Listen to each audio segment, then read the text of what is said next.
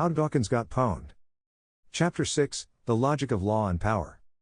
Mencius Moldbug, November 1, 2007.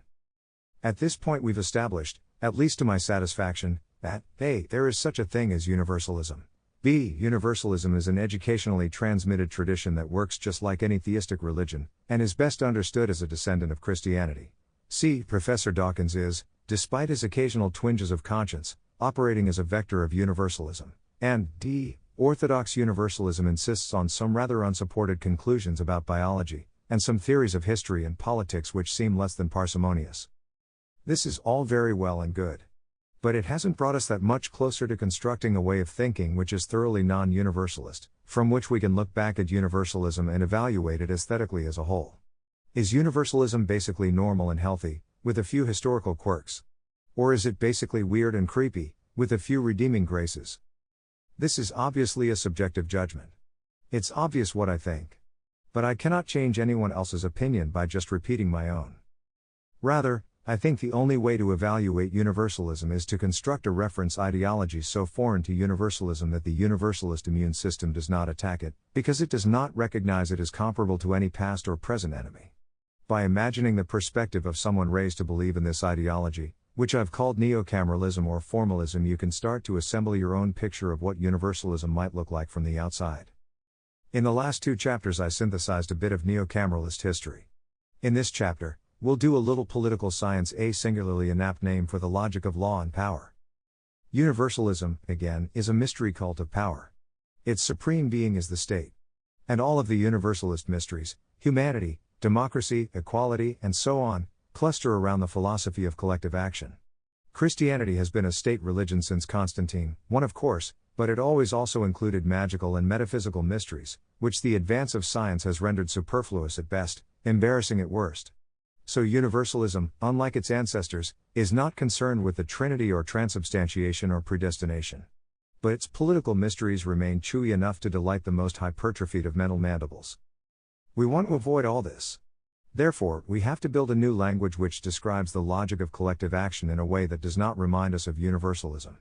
We'll retain the universalist legal or political terminology only in cases where the old word is, A. precisely defined, and B. has no positive connotations. Essentially, formalism is a system of collective action in which the only sin is to break your own promise. Neocameralism is formalism on a political scale. Formalism starts with the idea of an agreement. When you are party to an agreement, you promise others that your future actions will follow some pattern. For example, you may promise to paint Joe's house, as long as Joe promises to pay you for the job. You and Joe may also agree on how unexpected events, disputes, and so forth, will be handled. The concept of property emerges naturally from formalism. You and Joe agree to be neighbors, rather than enemies. You construct an agreement which draws an imaginary line on the ground, and keep your respective cattle on your respective sides of the line. Another concept that will emerge in any system of agreements is the corporation. A corporation is just a named pattern of agreement. If you and Joe construct a shared sheep dip, it may be easiest to describe this virtual entity as a corporation, and describe its agreements with Fred's pesticide supply as agreements between 2 parties, rather than between you, Joe, and all the owners and employees of Fred's. Without this level of indirection, agreements would balloon to incredible size through cascading inclusion.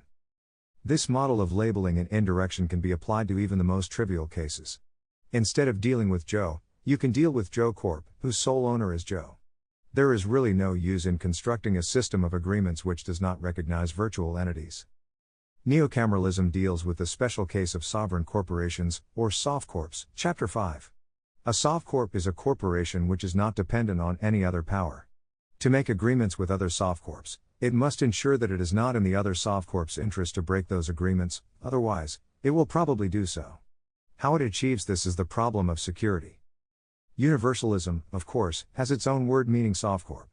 In fact, if you discard every doctrine or mystery of universalism except for those which determine what a legitimate softcorp is and whether or not it's righteous, you'll find that you still have most of it left. As Hume noted, righteousness is not susceptible to logic. We cannot disprove universalism by describing its political doxology as weird. We can only attempt to construct an alternative system from which universalism may strike us as, in retrospect, weird. First, you and I are not softcorps. We are people. We may be employees of softcorps. We may be customers of softcorps. We may even be slaves of softcorps. Depending on the exact details of the relationship, some or all of these words may apply. However, if you make your home on a patch of land owned by some softcorp S, it is certainly fair to describe you as a tenant of S, and anyone reading this today is certainly a tenant of some softcorp, in my case, Washcorp. Therefore, from the perspective of a tenant, we can ask, what makes a softcorp good or bad? This question is too abstract to be useful. To sharpen it slightly, we should place it in terms that are both relative and personal. We can do this by saying, given two softcorps S and T identical except in feature F, would you, dear reader, rather be a tenant of S or of T? For example, would you consider moving from T to S to take advantage of F, or from S to T to escape from F? This approach leads us to two orthogonal criteria for judging softcorps.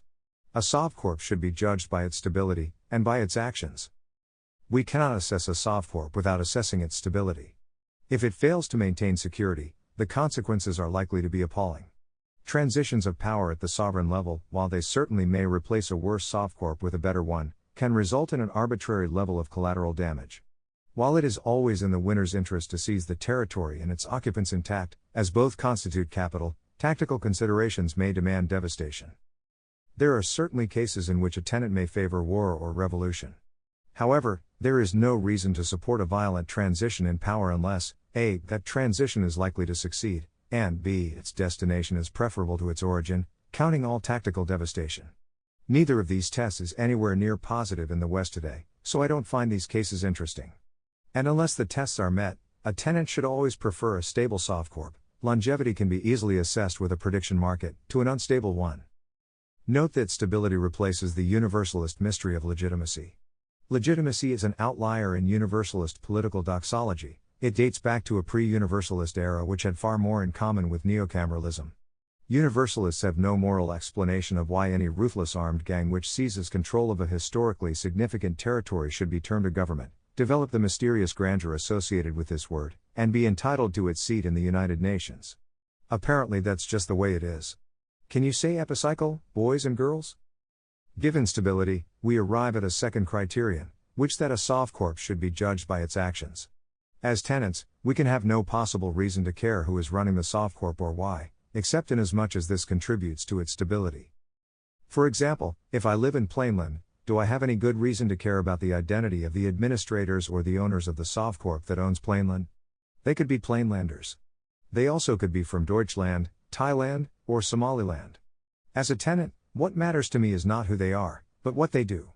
It will probably be cheapest for the softcorp to employ Plainlanders as its low-level functionaries, but for executives and owners this is quite irrelevant. And using foreigners as executives has its own advantage for the softcorp. They are far less likely to become involved in conflicts of interest. When we consider other elements of softcorp design, therefore, we will consider them only inasmuch as they affect the actions and the stability of the softcorp. For example, is the rotary system a desirable feature in a softcorp? Perhaps, but only if it makes the softcorp more stable or its actions more desirable. In my opinion as a tenant, there are 4 characteristics which describe the actions of the kind of softcorp I prefer. Bear in mind that, since the first function of a softcorp is security, its most desirable attribute is stability, and there is no stability without security. Authentic security motivations justify exceptions to any of these principles. 1. The softcorp respects all agreements between itself and its tenants. A good softcorp employs an external arbitrator which resolves all disputes that may result from conflicting, confusing or poorly drafted agreements. It accepts the arbitrator's judgment as final. 2. The softcorp can enforce any agreement between its tenants. Since the softcorp needs a security force to protect itself against other softcorps, it must maintain unchallenged military control of its territory. It can, and should, allow tenants to invoke this power in their own agreements. For example, I can agree with Joe that if he pays me to paint his house, but I don't paint his house, Washcorp will descend upon me and give Joe his money back. As a tenant, I have no reason to prefer a softcorp which does not provide this service.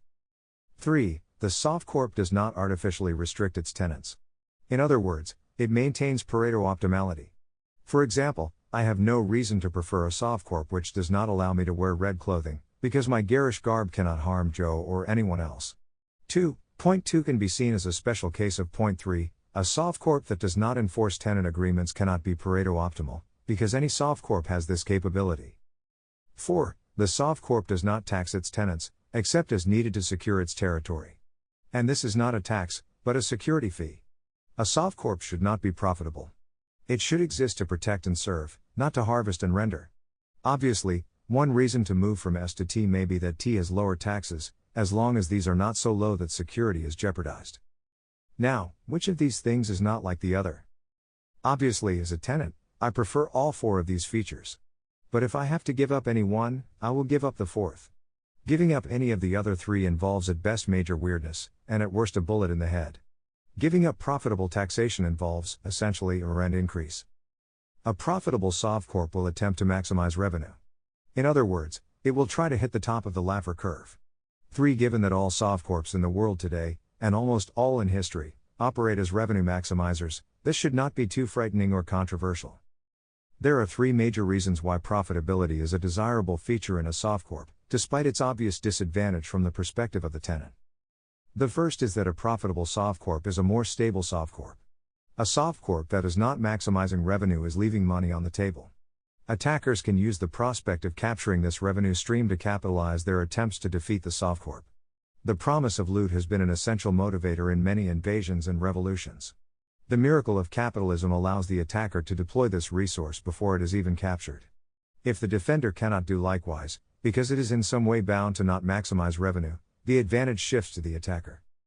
The second is that the non-profit softcorp is actually a general case of the profitable softcorp. This is easy to see. If the non-profit softcorp were to go profitable and maximize its revenue, it would increase every payment, P / made by its tenants from, P _N / the non-profit fee, to, P _P / the profitable tax. It can easily duplicate the effect by going profitable anyway, and treating, P _P N / as a dividend payment or rebate. This is Pareto optimizing, because the recipient of this dividend can treat the right to receive it as a share, and sell the share. The third is an argument I made in this post, that the advantage of profitability, from the tenant's perspective, is that it creates a coherent management objective. Profitable corporations tend to provide better customer service, because coherently managed organizations tend to be more efficient. This is why you never see the National Hamburger Society on the list of restaurants at the next exit. Of course, a softcorp is not a restaurant.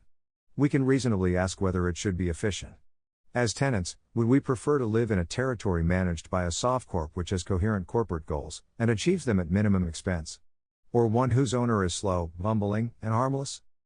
In my view, once you get to the point where it is preferable for a softcorp to be inefficient, you are already into war or revolution territory.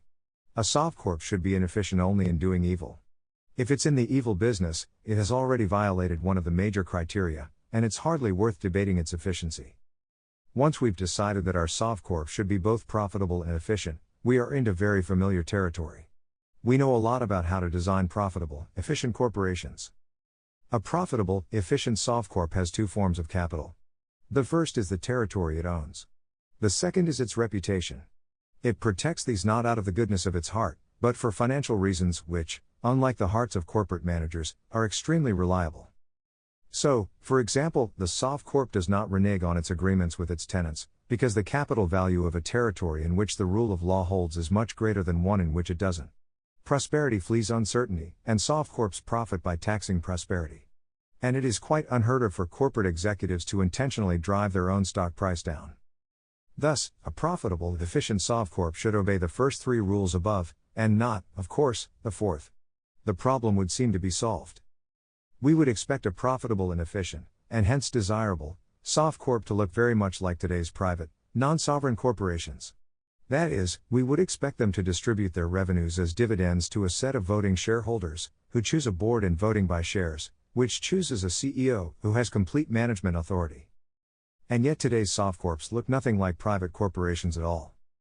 They are not in any way profitable. They are renowned not for their efficiency, but for their inefficiency. They are managed by Byzantine networks of conflicting committees and books of procedure. Their managers do not have hire and fire power. Their customers are part of their executive selection process. They do not come even close to Pareto optimization. There is really no resemblance at all. The only thing today's governments have in common with the softcorp design above is that a government is, without question, a sovereign corporation. So this analysis leaves us with 3 interesting questions. First, why did this simple design process produce a softcorp architecture so different from the one that history has bequeathed to us? Second, how do shareholders maintain control of a softcorp when there is no higher sovereign authority to enforce the corporate charter?